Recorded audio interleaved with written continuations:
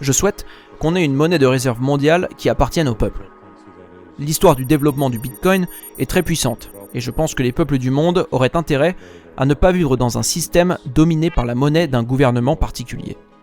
Je pense qu'on s'éloigne d'un système centré sur le dollar pour aller vers un système plus multipolaire où la monnaie dominante va peut-être changer.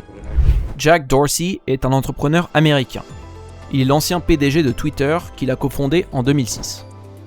Il est aujourd'hui le PDG du conglomérat technologique Block, anciennement connu sous le nom de Square, qu'il a fondé en 2009, et qui fournit entre autres choses des solutions de paiement en ligne. Jack Dorsey est un partisan du Bitcoin, qu'il voit comme une technologie révolutionnaire, comme en témoigne l'extrait suivant. Si vous aimez notre travail, n'hésitez pas à nous soutenir en mettant un pouce bleu, en commentant et en partageant cette vidéo. Bienvenue sur Money Radar Crypto.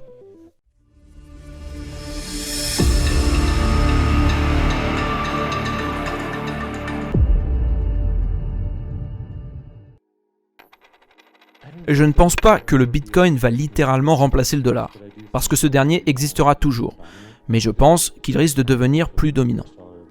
Il y a de fortes chances que le dollar américain perde son statut d'exception de monnaie de réserve mondiale.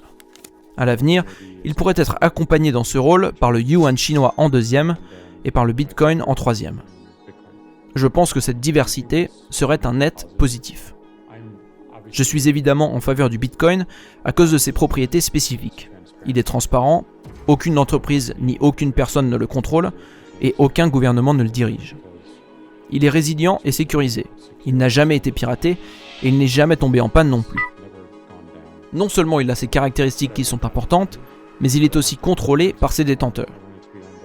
Je souhaite qu'on ait une monnaie de réserve mondiale qui appartienne au peuple.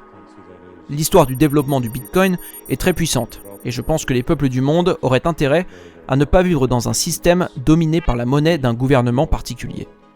Je pense qu'on s'éloigne d'un système centré sur le dollar pour aller vers un système plus multipolaire où la monnaie dominante va peut-être changer.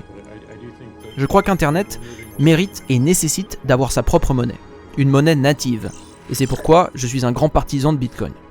Chez Square, notre plus gros problème en tant qu'entreprise en ce moment est que nous ne pouvons pas agir comme une société digitale pour entrer sur un nouveau marché.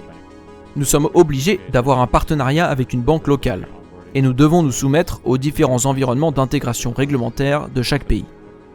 Une monnaie numérique comme le Bitcoin enlève ces difficultés. Nous pourrions potentiellement lancer un produit sur tous les marchés du monde s'ils utilisaient tous la même devise et si la réglementation était similaire et cohérente dans le monde entier. Il y a donc deux conditions à cette possibilité. Numéro 1, il faut que les gens puissent continuer d'avoir accès à Internet et numéro 2, il faut régler le problème de la monnaie. Une telle évolution ouvrira la porte à beaucoup plus d'innovation et permettra une vitesse d'exécution beaucoup plus rapide en termes de ce que nous et de ce que d'autres peuvent construire. C'est une perspective très enthousiasmante et j'espère que ça se réalisera durant ma vie, car je voudrais pouvoir le vivre. Notre futur, et le futur des crypto-monnaies est imprévisible. Personne ne dirige les évolutions de Bitcoin. Et d'un autre côté, personne ne peut l'arrêter. C'est ce qui fait la beauté de la chose. C'est un objet organique, basé sur des principes dans sa conception originale. À mon avis, le livre blanc du Bitcoin est l'un des ouvrages majeurs de l'informatique de ces 20-30 dernières années. C'est de la poésie. C'est un mélange de technologie et de principes philosophiques sous-jacents d'une grande beauté. On a été jusqu'à le publier sous un pseudonyme, ce qui est une décision très puissante. C'est un geste fondamentalement militant, qui a fait avancer le monde d'une manière, à mon avis, noble et honorable. Et le mieux dans tout ça, c'est que tout le monde peut y participer. Personne ne sait où il sera dans 10 ou 20 ans en raison de ses caractéristiques émergentes, ce qui est assez troublant quand on y réfléchit. Chaque membre de l'écosystème, qu'il s'agisse d'un développeur ou d'un utilisateur, peut changer son cap de manière légère ou importante. Et je pense que c'est dans l'ordre des choses. Internet a montré que cela était possible. Évidemment, il y a eu des complications. Certaines entreprises contrôlent de larges pans d'Internet et ont donc une influence disproportionnée dessus. Et tout le monde ne jouit pas de la même facilité d'accès à la toile. Mais le fait que tous ces problèmes soient suffisamment visibles pour qu'on en parle me donne l'espoir qu'ils peuvent être résolus dans un laps de temps relativement court. Je pense que le monde va beaucoup changer au fur et à mesure que l'Internet projeté par des satellites aux quatre coins de la planète se démocratise. Cela aura de fortes conséquences. car ça retire beaucoup de contraintes et favorise une égalité des chances. De la même manière, l'existence d'une monnaie mondiale propre à Internet est un phénomène majeur dont, à mon avis, on ne comprend pas encore les ramifications. Pour revenir sur l'idée du pseudonyme, je pense que ce n'est pas un choix anodin. Le pseudonyme Satoshi Nakamoto peut représenter une personne ou un groupe de personnes. Un pseudonyme est une identité construite, contrairement à l'anonymat, qui vise à éviter d'associer une identité à une action quelconque. L'idée et l'identité de Satoshi Nakamoto, qui a été construite pendant une période assez courte, avait pour but d'être connue et de rester dans les esprits.